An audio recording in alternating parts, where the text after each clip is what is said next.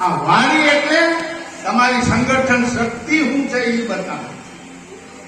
આજે વાણી જે તે જગ્યાએ તમારે કદાચ નહીં હોય, એના બદલે આવા આપણા બગસરાની અંદર વાડી બનાવવા માટે થઈ અને જે લોકોએ મહેનત કરી છે, હમણાં ફંડ આપ્યું, આવા દાતાઓ એ દિન પ્રતિદિન વધે ને એમાંથી આર્થિક રીતે જે નબળા હોય એવા વિદ્યાર્થીઓને એ આપણે પ્રોત્સાહિત કરીએ.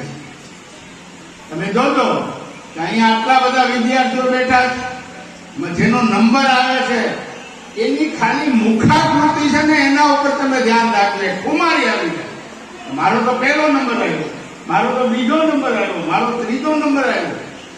તો એનાથી જે નીચે બેઠા છે, આ તોફાની બાળકસ છે, એને એમ લાગે કે આ જો ઇનામ લઈ ગયો છે તો આવતા વખતે મારે આ ઇનામ લેવું જ છે. એ પ્રેરણા પણ આવા કાર્યક્રમોમાંથી જ મળે છે.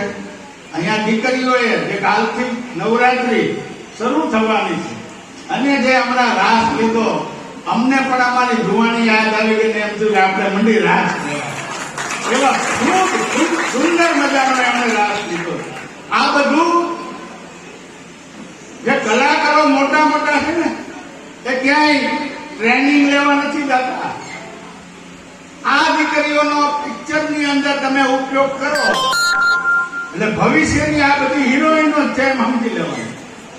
કારણ કે જે મુક્ત મને પોતાનીમાં રહેલી કળા એ સૌથી પ્રથમ રજૂ કરવાની તક જો કોઈ આપવું હોય તો એ પોતાનો સમાજ છે.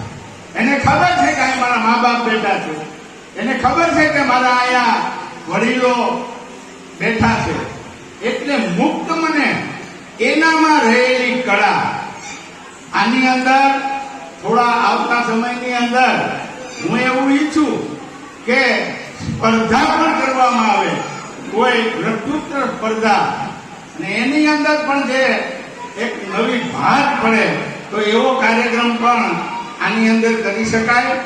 મને લાગે છે કે ખૂબ સારી રીતે 80 વર્ષે આ આપણા દાદા જે કામ કરે છે એ કામની ઉપાડ ભલામણા તમારે તો અહીંયા 80 જણા કામે લાગી જવું જોઈએ. મારી ખૂબ હમણાં અનિલભાઈને પૂછતો હતો કે તમારા ઘર કેટલા, તમારી સંખ્યા કેટલી, એની અંદર શિક્ષણ મેળવેલા કેટલા.